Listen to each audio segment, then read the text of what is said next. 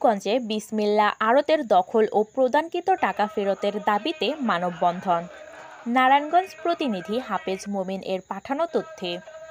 নারায়ণগঞ্জ জেলার রূপগঞ্জের গোলাকান্দাইল এলাকায় বিসমিল্লাহ আড়তদারদের ওপর চাপ সৃষ্টি, ভয়ভীতি ও জিম্মি করে সন্ত্রাসী কর্তৃক ২ কোটি টাকা চাঁদা আদায়ের প্রতিবাদে ও প্রদানকৃত টাকা ফেরতের দাবিতে মানববন্ধন বিক্ষোভ করেছে আড়তদার ও ব্যবসায়ীরা। গতকাল ১৬ সেপ্টেম্বর সোমবার উপজেলা কমপ্লেক্স চত্বরে তারা এ মানববন্ধন করে। মানববন্ধন পূর্বক উপজেলা কমপ্লেক্স চত্বরে আয়োজিত প্রতিবাদ সভায় সভাপতিত্ব করেন আড়তের মালিক মুজিবুর রহমান। সভায় বক্তব্য রাখেন আড়তের পরিচালক আইয়ুব আলী, ব্যবসায়ী সমিতির সভাপতি সাব্বির হোসেন, বিসমিল্লাহ বাণিজ্যালয়ের মালিক কাজল হোসেন, শেরপুর বাণিজ্যালয়ের মালিক শহীদুল ইসলাম, ব্যবসায়ী ইলিয়াস মোল্লা, রফিকুল ইসলাম মিম, খাবার হোটেলের মালিক খোকন ফরাজি, আলমগীর হোসেন প্রমুখ। সভায় বক্তারা বলেন, জাপান বাংলা আড়তের নামে ব্যবসায়ীদের কাছ থেকে অবৈধভাবে সন্ত্রাসীরা ২ কোটি টাকা চাঁদা আদায় করেছে।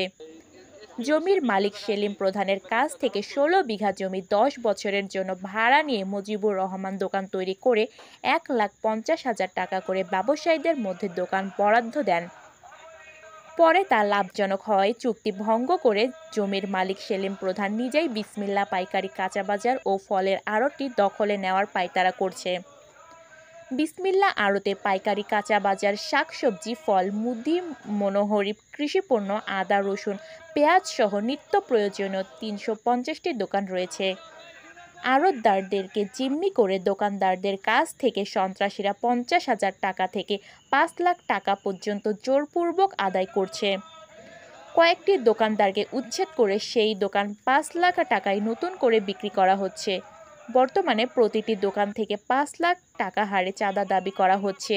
প্রশাসনকে জানিয়েও কোনো সুফল হচ্ছে না। পরে বিক্ষোভ মিছিল নিয়ে তারা মুড়াপাড়া মাহমুদাবাদ সড়ক প্রদক্ষিণ করে। এ ব্যাপারে ব্যবসায়ী সমিতির সভাপতি সাব্বির হোসেন বাদী হয়ে জমির মালিক সেলিম প্রধান, নবী হোসেন, রিপন প্রধান ও খোকন মিয়াকে আসামি করে রূপগঞ্জ থানায় অভিযোগ দায়ের করেছেন। রূপগঞ্জ থানা ওসি লিয়াকত আলী বলেন, ব্যবসায়ী সমিতির সভাপতির অভিযোগ পেয়েছি, সুষ্ঠু তদন্ত করে প্রয়োজনীয় ব্যবস্থা গ্রহণ করা হবে। সময়ের পাতা টেলিভিশন।